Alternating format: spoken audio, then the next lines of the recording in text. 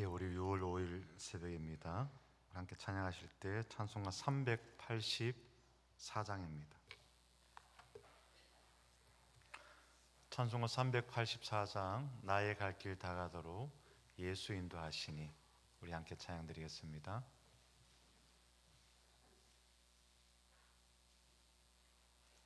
찬송가 384장입니다. 함께 찬양 드리겠습니다. 나의 갈 길 다가도록 예수 인도하시니, 내 주 안에 있는 긍휼 어찌 심하리요. 믿음으로 사는 자는 하늘 위로 받겠네. 무슨 일을 만나든지 만사 형통하리라. 무슨 일을 만나든지 만사 형통하리라. 나의 갈 길 다가도록 예수 인도하시니, 어려운 일 당한 때도 족한 은혜 주시네. 나는 심히 고단하고 영혼 매우 가라나, 나의 앞에 반석에서 샘물 나게 하시네. 나의 앞에 반석에서 샘물 나게 하시네. 나의 갈 길 다가도록 예수 인도하시니, 그의 사랑 어찌 큰지 말로 알 수 없도다. 성령 감화 받은 영혼 하늘 날아갈 때에 영영 부를 나의 찬송 예수 인도하셨네. 영영 부를 나의 찬송 예수 인도하셨네. 아멘.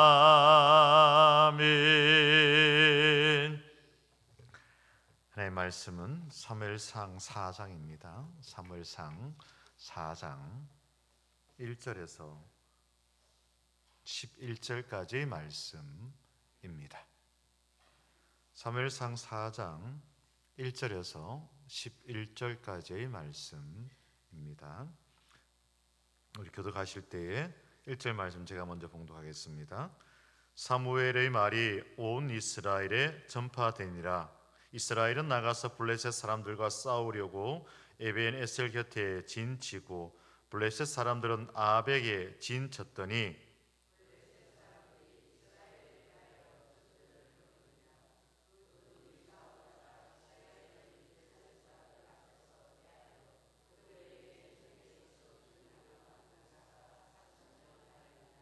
백성이 진영으로 돌아오매 이스라엘 장로들이 이르되, 여호와께서 어찌하여 우리에게 오늘 블레셋 사람 앞에 패하게 하셨는고? 여호와의 언약궤를 실로에서 우리에게로 가져다가 우리 중에 있게 하여 그것으로 우리를 우리 원수들의 손에서 구원하게 하자 하니,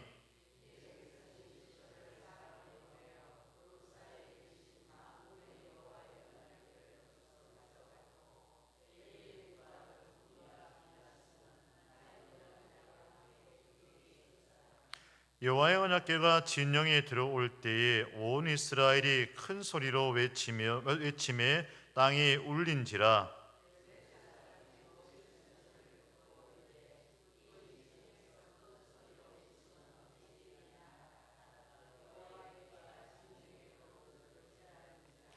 블레셋 사람이 두려워하여 이르되 신이 진영에 이르렀도다 하고 또 이르되 우리에게 화로다.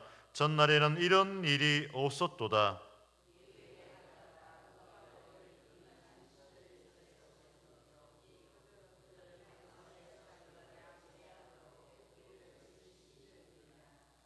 너희 블레셋 사람들아 강하게 되며 대장부가 되라. 너희가 이브리 사람의 종이 되기를 그들이 너희의 종이 되었던 것 같이 되지 말고 대장부 같이 되어 싸우라 하고.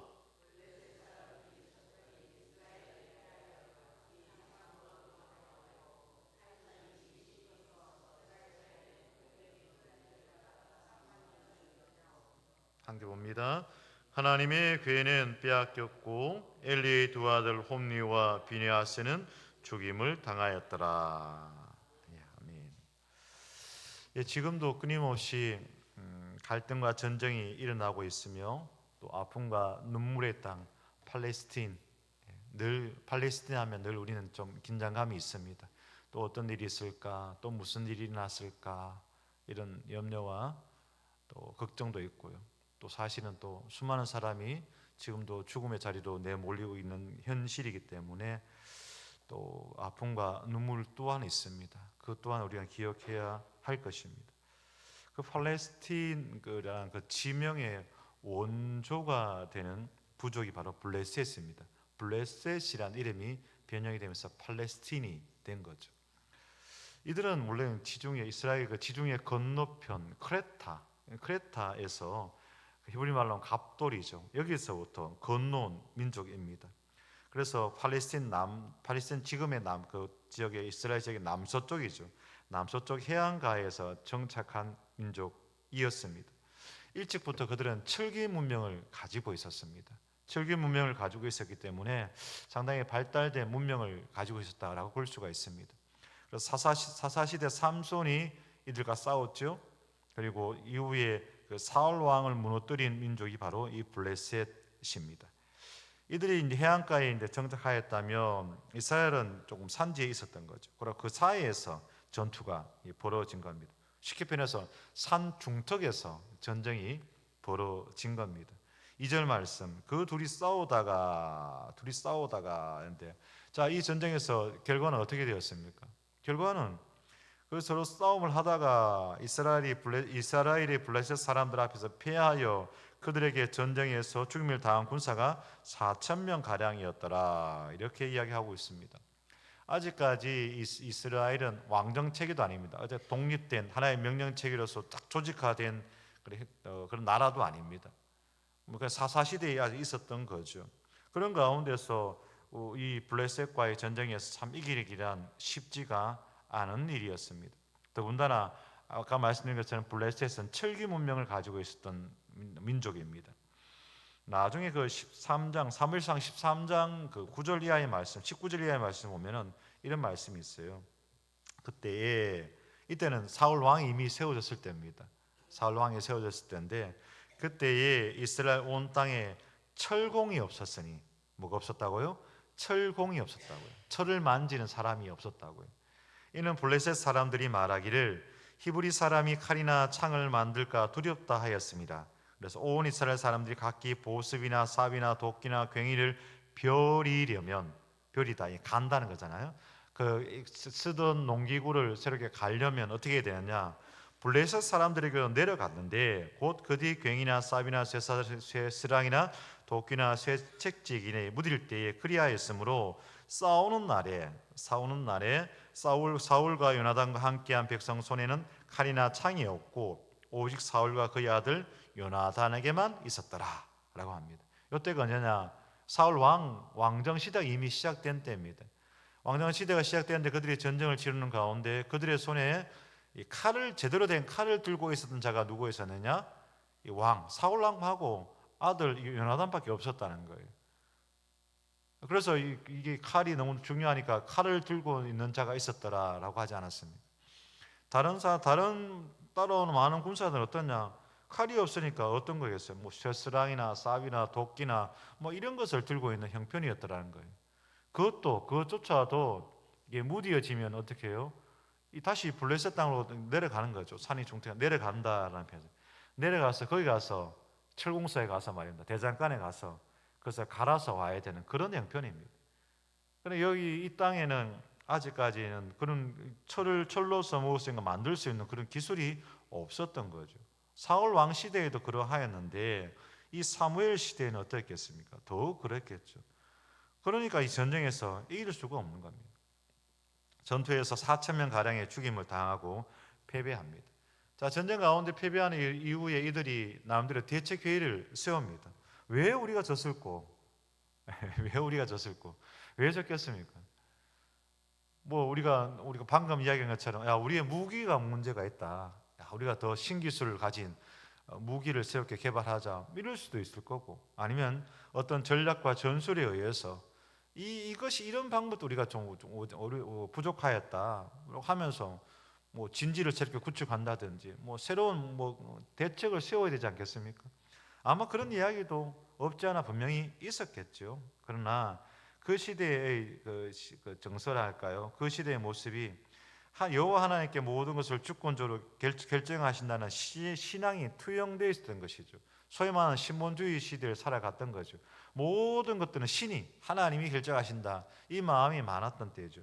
그렇기 때문에 그들이 내린 결론은 뭐냐? 여호와께서 어찌하여 우리에게 오늘 블레셋 사람들에게 패하게 하였는고? 그러니까 하나님 우리를 패하게 하셨다라는 거예요.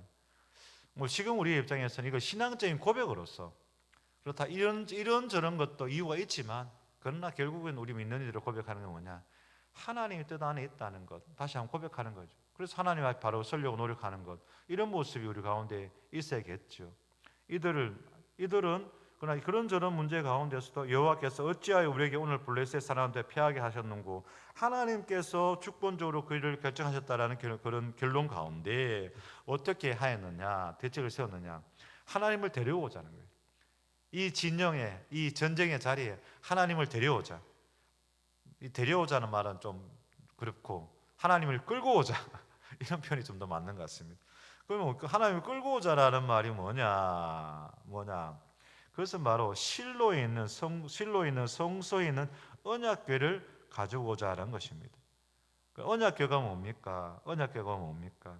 이게 3절 말씀, 여호와의 언약궤를 실로에서 우리에게로 가져다가라고 말하고 있습니다. 자, 어찌하여 우리에게 오늘 블레셋 사람들에게 패하게 하셨는고, 여호와의 언약궤를 실로에서 우리에게로 가져다가 우리 중에 있게 하여 그것으로 우리 원수들의 손에서 구원하게 하자라고 하였습니다. 이 언약궤 보통 법궤라 합니다. 이 법궤 안에는 뭐가 있습니까? 법궤 안에는 세 가지가 들어있다라고 하였죠. 세 가지라는 것은 만나가 들어있는 항아리, 여호와 하나님께서 우리와 먹이고 입히신다는 그 믿음의 고백이 만나 항아리에 있지 않습니까? 그 다음에 아론의 쌍난 지팡이, 하나님이 택하시고 하나님의 권능을 상징합니다. 그리고 난 다음에 있는 것이 무엇이었습니까? 십계명 돌판, 언약의 말씀이 거기에 있었더라는 겁니다. 그래서 그것을 언약궤다 또는 법궤다 이렇게 이야기를 하였던 거죠. 이 법궤의 법궤를 덮고 있는 뚜껑을 뭐라고 하느냐? 보통 시은좌라 이렇게 이야기를 합니다.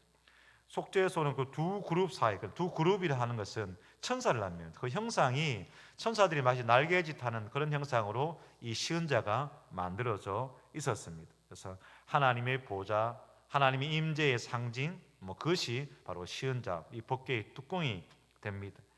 그런 가운데 정리를 보면 법궤는 뭐냐? 하나님의 상징입니다. 하나님의 능력과 하나님의 임재와 하나님의 권능의 상징이 바로 이 법궤에 들어가는 겁니다. 어쩌면 그 법궤라는 것은 상징 그 이상으로 하나님처럼 그렇게 느껴졌다는 거예요. 그래서 이 법궤를 들고 전쟁터로 나아가자라고 하였습니다. 자, 그런데 그런 것들은 그냥 나온 생각은 아니고요. 그들이 출애굽하는 가운데, 애굽에서 출애굽해서 광야 생활을 하는 가운데 그들의 신앙적인 고백, 형성되어진 신앙적인 고백이었습니다.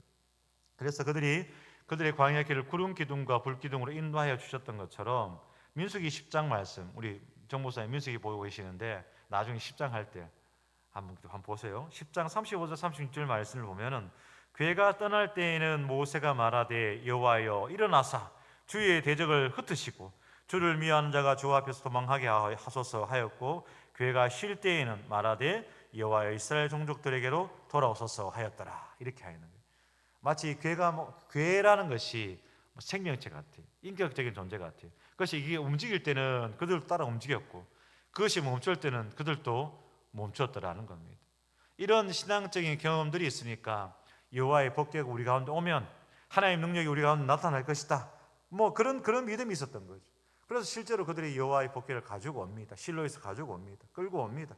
그래서 여호와의 진영에 언약궤가 그들의 진영에 들어오자 이스라엘 백성들이 얼마나 좋은지 막 환호성을 지릅니다. 난리를 칩니다. 난리를 친다는 거예요. 그런 거죠. 와 하면서 한다는 거예요. 지난 주일날 우리 오후에 민원이 들어왔습니다. 경찰이 우리 교회에 왔어요. 왜 민원이 들어왔느냐? 탁구 대회를 하는데 하도 소리를 쳐서 와 하면서 소리를 치고 하니까 민원이 들어온 거예요. 그래서 제가 한편으로는 목사님 큰일 났습니다. 민원이 들어가지고 경찰이 왔습니다 하는데 제가 속으로는 좀 마음이 좋았습니다. 가끔씩 민원도 좀 들어야 된다 교회는. 이런 나쁜 의미는 아니고요. 교회가요 좀 소리가 나서 옆에서 교회 너무 시끄럽습니다. 뭐 합니까 교회에서 이런 소리도 좀 나야 안 되겠습니까? 이런 표현이 좀 웃기지만 교회가 절간도 아니고 너무 조용하면 그게 참 문제라는 거예요. 그러나 하여튼 그렇게 누가 점수를 내고 누가 실수를 하니까 와 하는 거예요. 그것 이상으로 언약궤가 진영에 들어오자 온 이스라엘이 환호성을 지르는 거예요. 자, 그런 가운데서 5절 말씀 여호와의 언약궤가 진영에 들어올 때 온 이스라엘이 큰 소리로 외치며 땅이 울린지라 하고 있습니다. 이러니까 땅이 울릴 정도로 환호성을 지른 거죠. 그러니까 상대편에 있었던 블레셋 진영 어떻습니까? 저게 무슨 일이지? 4천 명이나 죽어나갔으니까 진짜 곡소리 나고 쥐 죽은 듯이 조용하게 있어야 되는데 엄청난 환호성이 일어나니까 저게 무슨 일이지? 그런 가운데 서로 알아봤지 않겠습니까? 그러니까 이스라엘 복귀가 왔더라 이렇게 된 거죠. 그러니까 그들의 입장에서 두 가지의 모습이 있었습니다. 큰일 났다 이런 모습이 있었고요. 그들도 나름 들은 것이 있었겠지 않습니까? 일찍이 10가지 재앙 가운데서 애굽에서 나왔던 그 하나님의 권능과 능력, 그리고 이스라엘의 광야 생활하는 가운데 있었던 여러 가지 일들을 그들도 알았겠지 않겠습니까? 그러니까 큰일 났다. 이제 정말 우리가 이제 죽었구나. 이런 마음도 있었고 또 어떤 마음도 있었느냐? 자, 9절 말씀이죠. 9절 말씀은 우리가 성경 고사나 성경 시험 칠 때 자주 나오는 말씀입니다. 갈라넣기 할 때 자주 나오는 말씀입니다. 말씀을 보면은 꼭 너희 블레셋 사람들아, 블레셋만 빼면은 마치 이것이 너희 믿음의 사람들아, 이스라엘 백성들아 하는 거하고 똑같은 것 같아요. 한번 보세요. 너희 블레셋 사람들아 강하게 되며 대장부가 되라. 너희가 이불 사람의 종이 되기를 그들이 너희의 종이 되었던 같이 되지 말고 대장부 같이 되게 되어 싸우라라고 합니다. 누군가가 그 안에도 싸움을 돋구는 그런 자가 있었겠죠. 그런 자가 있어서 너희 블레셋 사람들아 대장부처럼 힘차게 싸우라라고 이렇게 용기를 불어넣습니다. 그렇게 싸운 거예요. 하나님의 복궤가 온 이스라엘 민족과 블레셋 사람들이 싸운 거예요. 그런데 어떻게 되었습니까?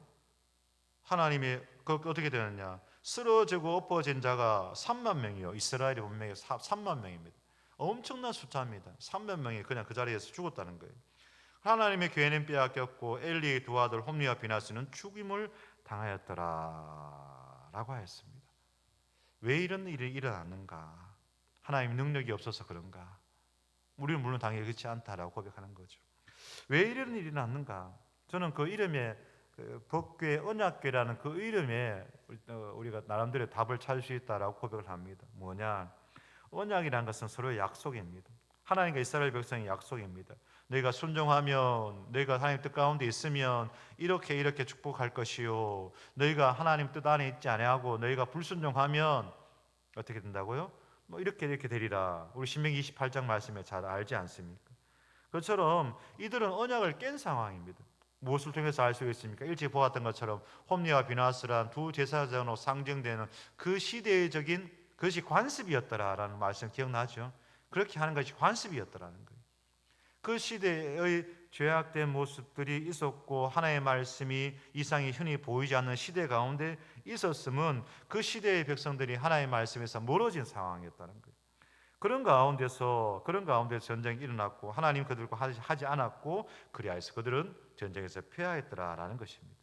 그렇기 때문에 많은 선지자들이 외칩니다. 많은 선지자들이 외칩니다. 그들의 외침의 공통점이 뭐냐? 성전이나 제사나 법궤나 이런 것들 중요합니다. 그러나 그것만이 중요한 것이 아니라 그것으로 인하여서 어떤 모습으로 살아가는지가 중요하다는 거예요. 하나님 앞에 번제를 드립니다. 하나님 앞에 속죄제를 드립니다. 하나님 앞에 제사를 드립니다. 하나님 앞에 성전을 세웁니다.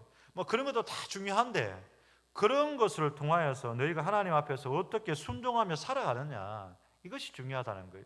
그래야해서 내 백성이 지식이 없어도 망하는데 나는 인애를 원하고 제사를 원하지 아니하며 번제보다 하나님을 아는 것을 원하노라라고 말씀은 끊임없이 우리에게 이야기합니다. 그래서 다시 한번 미가서 6장 8절 말씀, 하나님께서 정말 우리에게 원하시는 것은 뭡니까? 오직 정의를 행하며 인자를 사랑하며 겸손히 하나님과 동행하는 것 아니냐. 하나님께서 그런 삶이 제사가 되고 또 그런 모습을 우리에게 원하셨더라라는 것이죠. 그래서 정말 하나님께서 기뻐하는 것을 감당하는 것, 그때 하나님께서는 또한 우리와 함께 하시더라는 것입니다.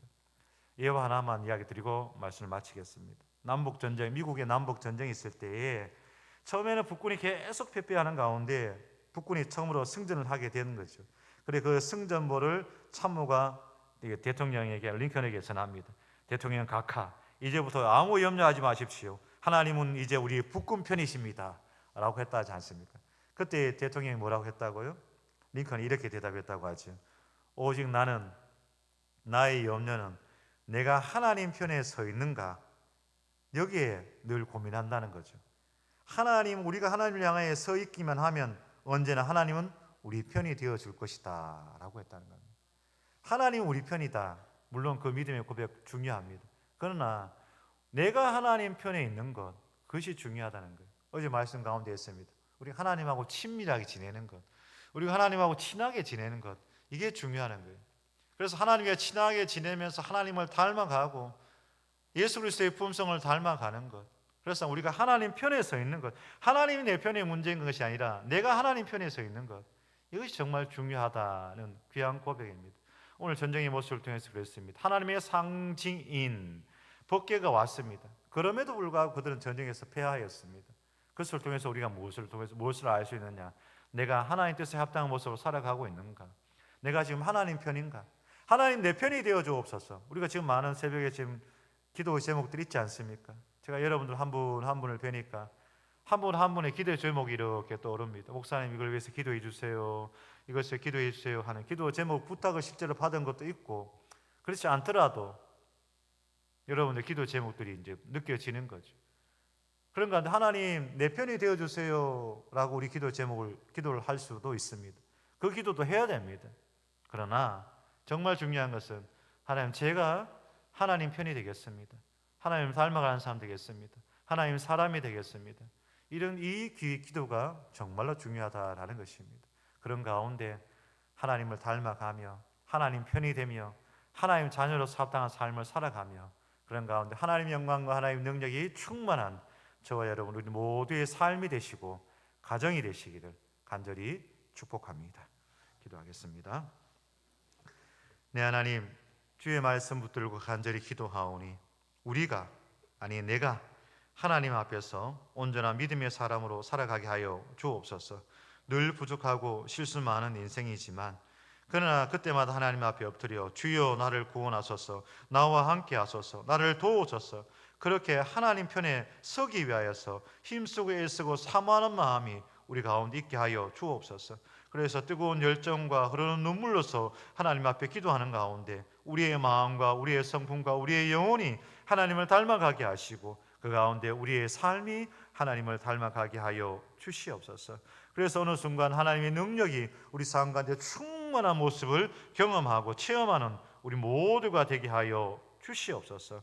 주님, 연약한 가운데서도 의지할 때 하나님밖에 없어 간절한 마음으로 하나님 앞에 엎드려 기도하고자 이 시간에 나온 많은 주의 백성들이 있나니 하나님 기억하여 주시옵소서. 특별히 자녀들의 여러 가지 일로 애타는 마음으로 기도하는 가정들 많이 있나니 하나님 함께하여 주옵소서. 지금도 아버지 하나님 병원에서 힘든 그 어려운 가운데서 있는 그 아버지 자녀를 위하여서 주여 어찌할꼬 하면서 주님을 향하여 간절히 기도하는 그 기도의 제목 위에 하나님 함께하여 주시사 하나님의 위로와 치유의 역사 있게 하여 주시고 하나님 놀라운 인도하심 있게 하여 주시옵소서. 자녀들의 취업과 또는 아버지 하나님이여 자녀들의 아버지의 결혼과 여러 가지 인생사 하나님이여 내가 부모지만 어찌할 수 없기에 하나님을 의지하며 기도합니다. 그 자녀를 향한 모든 기도의 제목 가운데 주의 응답하심이 있게 하여 주옵시고 오늘 수술 받으시는 윤소경 장로님 주님 기억하여 주셔서 여호와의 손이 하나님의 치유의 손길이 함께하여 주시옵소서. 그리하여 이전보다 더 강건한 모습으로 세움을 입어 주의 일 잘 감당하며 장로의 직을 마지막까지 충성되이 잘 감당할 수 있는 우리 장로님 되게 하여 주시고 가능한 우리 권사님 되게 하여 주시옵소서. 그 외에도 아버지 하나님 많은 우리의 기도 제목 가운데 하나님 함께 하여 주셔서 주의 능을 경험하는 귀한 자리 되게 하여 주옵소서. 오늘 하루의 삶도 하나님께 맡깁니다. 수요일 우리 함께 모여 기도할 때 더 큰 하나님 은혜를 간구하며 오늘 하루의 삶도 하나님 뜻 안에 있게 하여 주옵소서. 감사드리며 예수 그리스도 이름으로 기도드리옵나이다. 아멘. 하늘에 계신 우리 아버지, 아버지의 이름을 거룩하게 하시며 아버지의 나라가 오게 하시며 아버지의 뜻이 하늘에서와 같이 땅에서도 이루어지게 하소서. 오늘 우리에게 일용할 양식을 주시고 우리가 우리에게 잘못한 사람을 용서하여 준 것 같이 우리 죄를 용서하여 주시고 우리를 시험에 빠지지 않게 하시고 악에서 구하소서. 나라와 권능과 영광이 영원히 아버지의 것입니다. 아멘. 자, 이렇게 기도하시고 오늘 저녁 또 수요 기도의 시간이 있습니다. 함께 기도할 수 있길 바라고 오늘 하루도 믿음 안에서 복된 시간 되길 바랍니다. 감사합니다.